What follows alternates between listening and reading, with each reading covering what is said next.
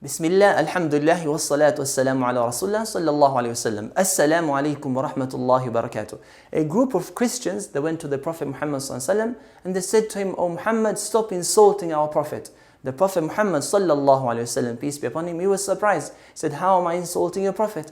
They said, "You're saying that Jesus, Isa alayhi salam, peace be upon him, you're saying that he's a slave of Allah. How can you say this?"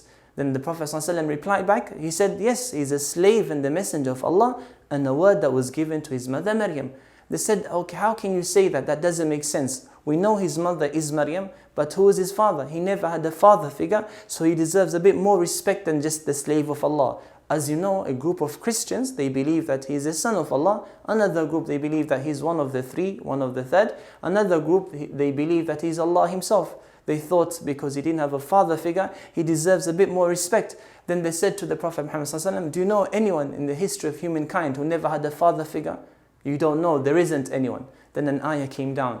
The Prophet ﷺ recited to them, "إِنَّ مَثَلَ عِيسَى عِنْدَ اللَّهِ كَمَثَلِ آدَمَ خَلَقَهُ مِنْ تُرَابٍ ثُمَّ قَالَ لَهُ كُنْ فَيَكُونَ."